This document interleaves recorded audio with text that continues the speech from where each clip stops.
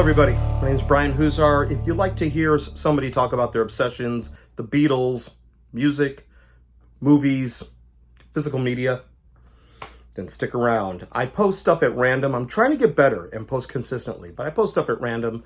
But if you like what you see here, hit that subscribe button and spread the word.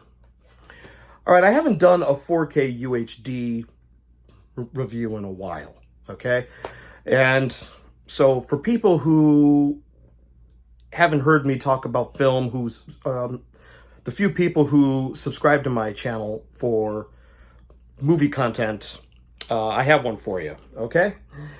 And I'm going to talk about the new Steelbook release of David Lean's The Bridge on the River Kwai. Now, this was actually released on 4K UHD back in 2018, I believe. I had that one with a new Dolby Atmos track, and it was HDR10. Had it not been an upgrade to Dolby Vision on this one, I probably wouldn't have bought it.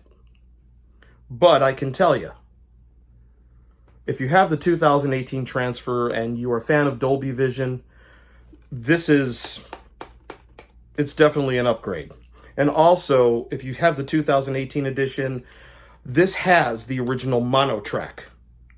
So if you want the mono track, this is on here.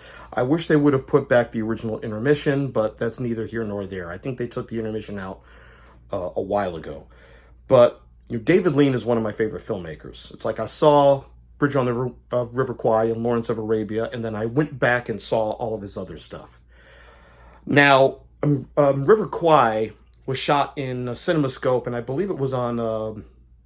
I know it's Technicolor, but I think it may have been Eastman Film. I don't know. Bridge on the River Kwai. A lot of shots never looked totally 100% good, no matter what edition you look at. Just the way the elements were preserved. So this is probably the best the movie is going to look. So I'd say it's a definite upgrade if you have the 2018 edition. I like the way it looks with the Dolby Vision grading in there. It brings things a bit more sharper, and believe me, you could feel the humidity in the jungle. You could see the sweat on everybody. You could just see how everybody reeks of body odor.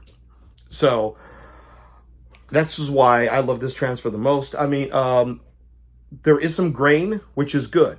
I like grain. If it's meant to be there, it should be there.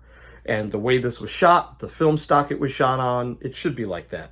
This is early CinemaScope, so you're going to see, not early CinemaScope, but they didn't come up with the correction process yet, so some parts of the frame, faces may look wider than what they should.